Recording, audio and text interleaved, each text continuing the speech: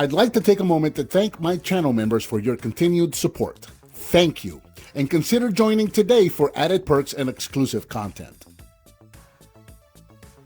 Hello and welcome, I'm Bert the Stormtrooper, and today we're going to be taking a look at the Transformers the Movie, Studio Series 86, number 11, Perceptor, and I'm really excited about this figure. This is a brand new figure, released in the summer of 2022, starting to hit store shelves right now as of the time of this recording. It is a deluxe class figure. It retails for approximately $20. I got mine from Amazon. So here we have Perceptor in his packaging, probably one of the last figures to have a plastic window where you can't actually touch the figure. How cool is that? But we can see Perceptor right here. He is packaged in his robot mode. We got that half window right there, and we got some artwork of Perceptor right there also in his robot mode. Transformers the Movie, Studio Series 86, number 11, Perceptor, Transformers logo along the side. On this side right here, we got, again, Studio Series 86, number 11. We've got a close-up of Perceptor from that shot right there. That's just close-up right there, deluxe class. Other side of the packaging, again, we got the 86, and we got, again, the same artwork of Perceptor that we had in the front. We have that here on the back, or on that side, rather. And on the back of the packaging, we've got product shots of Perceptor, both in his robot mode, his microscope mode, and his little tank mode. So we're going to be able to do that just like we did with the original G1 figure. Battle of Autobot City. Oh yeah, that was the scene in the movie. Okay, I thought it was alluding to him having like some kind of a city mode. I was going to say that's kind of ridiculous. 20 steps for transformation. You can see he comes included with a backdrop. So that is about it for the packaging. Let's get this guy opened up and check it out.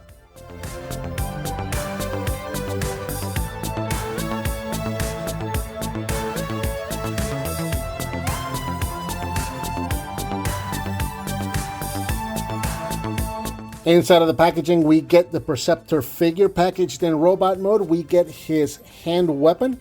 We get a sheet of instructions, and we get his backdrop depicting the Battle of Autobot City. And here we have Perceptor transformed into his microscope mode, and it looks pretty cool. It looks like a microscope, right? And it looks a lot like the original G1 figure did, and it looks exactly like it did in the movie. So yeah, very nice. I really like this a lot. Here in microscope mode, he measures approximately 4 inches wide. Right here, he's about 5 inches tall in this configuration. Now, granted that the, I don't know microscopes. I don't know what to call this, but the part that you look through, this is on a boom. You can actually move this around. So that's going to be, quite a bit taller if you were to do something like that. Although I don't know what you'd be looking at. You want to be down here. But yeah, very cool. It's going all the way around. Not a whole lot of kibble, really. You got some hollow spots down there on what's going to be the inside of the robot legs. And just kind of going all the way around. Not really any robot parts showing, unless you're looking at the head there. You really, you wouldn't know that, right? But yeah, very nice. It's something that I thought was really cool. And I'll do my best to show this on camera, is that you can actually see through the lens. There is some magnification to it. There is no adjusting it. It's not like the G1 toy where you can adjust it and actually look through things. One of the cool things about the G1 toy is that it was an actual working microscope. Granted, not a very powerful one, but we would put like ants in there at school. We would put like little ants and stuff like that so we can see them. I don't know that you can do that with this because there's some magnification to it, but it looks blurry on the other end, and I haven't really been able to like find a good distance where something looks like anything, zoomed in. But it's there. The function is there. You can actually look through there. So that's actually pretty neat. Now, he did come with a weapon, and it's very reminiscent of his original G1 weapon right there. So you can see what that looks like. And nowhere really to store it here in the microscope mode. The instructions just tell you to kind of just pop it in here on the side of the arm, which I don't like. I wish I could put it back. I guess you could put it back there. The instructions don't tell you to do that, but there you go. That is my preferred mode of storing the weapon in microscope mode, because I think a weapon sticking out of the side here would be kind of silly. But they tell you to put it on the side here. You could go to one of the other 5mm ports there on the legs, but that would look kind of silly. So there you go. That does work if you put it on the back right there. So that's my preferred method. There you go. Now, Real quick comparison, here he is with G1 Perceptor, so you can see what the two of them look like together. And again, a really good facsimile or a really good update to this original figure. I forgot to do something here. I forgot to bring the little mirror part down. There we go. So yeah, there you go. So you can see what the two of those look like together. Now he does have an intermediate mode or an attack mode or a vehicle mode, if you will. To do that, just bring this piece all the way at the eyepiece. Just bring it all the way straight up like that. Actually, all the way up and forward like that. And then you're going to rotate him right here at the base of the legs. Just rotate him down like so.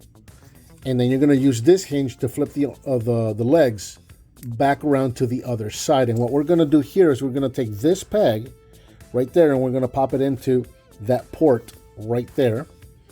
See if I can show you that there. All right, so we'll do the same thing over here. We're going to bring that around, and that peg is going to go into that port right there. Make sure that these are lined up. And of course, we're going to want to take that weapon out of the back there. And there we go. Now the instructions tell you to put this weapon right here. And this is his little attack mode, his little tank mode. You guys might have noticed that he does have tank threads molded there on the side of the legs. This is something that carries over from the G1 figure. The G1 figure did the same thing, had this intermediate kind of like a tank mode kind of a thing. It doesn't look like any tank I've ever been in, and I was in the Army, or I've ever seen. Any tank that I've ever seen. And I mean, okay, so I said any tank I've ever been in. I was actually in a tank unit when I was stationed in Korea. But not a lot of people are going to say any tank I've been in. Most people would say any tank I've ever seen. So there you go, just for clarification purposes. I was in a tank unit, M1 Abrams unit in Korea. Regardless, this doesn't look like any tank I've ever seen in my entire life. A gunner station, maybe a Cybertronian tank, a Cybertronian gunner station, something like that. Anyway, it's cool. It's fun. You know, you can use this. You can use your imagination. You're a kid. You're playing with this. It's a vehicle, and he can go boom, boom. So it's fun. I dig it. I like it. It's the same way as it was with the G1 figure. I'm not even going to bother to show the G1 figure. It looks exactly like this. So there you go. All right, let's get into robot mode. Pull the weapon out. Let's set that off to the side. And we'll start right here with the legs. We'll just unclip those or unpeg them from the sides right there and just bring these back around and straighten these out like so. You can see the hips forming right there already, and then take the feet, open these up. This transformation is surprisingly similar to the G1 figure, actually, which is really neat. Take this piece right here and just kind of move it up, and take this chest piece, move it up and snap that into place. Take the arms and unpeg them, pegged slot. There's a tab right there that's gone into that slot right there. So just undo that from there, bring the arm all the way up, bring it around, and then bring out the fist right there. So same thing on this side. We're going to untab the arm from that tab right there. Use this double hinge to bring the arm all the way up, rotate the arm back down again, and then bring the fist out. The eyepiece right here, this is also tabbed in right there with that slot and tab right there. So just separate those two. This piece is going to come down. Actually, we want to do this before we bring the arms up. So let's go ahead and bring this tab down. And then we're going to bring the arm, and you'll notice that square piece right there that's going to go into that slot on the inside of that blue piece for the shoulder right there. So that's actually going to slot into place and lock the arms in place. And then this piece is going to do something very similar. So we're going to bring this whole thing down like this, and then bring the eyepiece up. And again, we got a square piece right there that's going to slot into the inside of that blue piece of the shoulder right in there. So bring that up, slot that into place. That's going to soft lock it in place. Finally, come around the back here, bring the head up, rotate it up, spin it around, and there we have Perceptor in robot mode. And here in robot mode, Perceptor stands approximately 5.5 inches tall at the top of the head, 6 if you go to the top of the eyepiece right there. I guess that's now a shoulder cannon. I don't know. Did Perceptor ever shoot anything out of this in G1? I don't remember. It's been a while since I sat down and watched all of G1. I don't know if he used that just for seeing. In the movie, he was in microscope mode to look up at the sky. But in robot mode, did he ever use this as a weapon? Did he ever shoot anything out of there? I don't remember. But anyway, there he is, and he looks absolutely fantastic. Let's bring it in close. Let's take a look at that head sculpt. Check that out. Absolutely. I mean, one of the things about Perceptor was that the original toy, the G1 toy, did not look like Perceptor in the cartoon, right? The heads. And a lot of Transformers were like that, right? A lot of Transformers just had that issue where they just did not look like their animated counterparts in the face most of the time. So, yeah, that face sculpt is absolutely beautiful. In fact, the entire robot is just absolutely beautiful. He looks like Perceptor just stepped out of that movie, out of that cartoon. He looks really, really nice. Of course, done mostly in red with some light blues. And you've got some silver and black details. You can see the Autobot logo right in there on the chest, right behind the window, which I think is neat. I think that is a cool effect. It looks really nice. Just going all the way around on him, we do have some hollow spots with him now. You saw the hollow spots here, or really all of this hollowness, before in microscope mode on the insides of the legs right there. We have a hollow bit right here on his back where his head stores for the microscope mode. That is left hollow when he's in robot mode. And the inside of the arms where the fists come out of, those are hollow. So I know a lot of people are going to take issue with that. Articulation-wise, the head is, see, is on a mojo? No, it's on a, it can rotate. It can go side to side, 360. This thing can, you know, do this. It can do that. It can extend. It can go on his back. Which is, I guess, is kind of neat. It doesn't rotate. It would be cool if this rotated, right? But anyway, yeah, no, it's got you know, 2 hinges there, so you can move it up and down. You can move it up and down. You can do all kinds of stuff with that. I like to kind of bring it up at an angle just a little bit, like there. Shoulders are on the ball joints. You can bring them in and out, forward and backwards, all the way around. The biceps are on a peg, so they can, or like a T-peg right there, so they can rotate. You got to bend at the elbow. No rotation at the wrist. You have a rotation at the waist. The hips can go forward, backwards, in and out. Rotation at the thigh. You got this weird break at the mid-thigh because of transformation. I guess you can use that for something. I don't know. You got a bend, nice bend at the knee right there, and you have ankle tilts. Unfortunately, the ankle tilts do break up the figure some, but they are there. They can be used.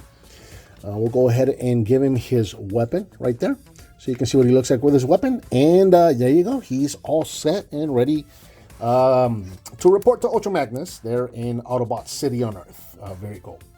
Couple of comparisons. Here he is with his G1 counterpart one more time, so you can see what the two of them look like together. And again, this G1 figure is just, I remember having so much fun with this guy in the schoolyard, back in elementary school. I don't remember who brought him in. Certainly wasn't me. I didn't have him. But somebody brought him in, and like I said, he was a working microscope, so we actually picked stuff up, like little grains of sand, and they looked like boulders and ants and stuff like that to put on there to look at them. This was a fun toy back in the day. But yeah, you can see what the two of them look like together. And like I said, yeah, his face, really the biggest point of contention with this figure always was that the face just looked nothing like Perceptor. They've corrected that here, so that looks really good. And then I've got this guy on the desk. Might as well take a look at him. I always have a G1 Optimus Prime nearby in case I run out of quarters at the arcade. So there he is with G1 Optimus Prime, so you can see what the two of them look like together. And of course, if you want to display him with his Autobot City backdrop, you can do that if you have the display room for that. There you go. You can bring it up here. You can put them down there, whatever you want to do.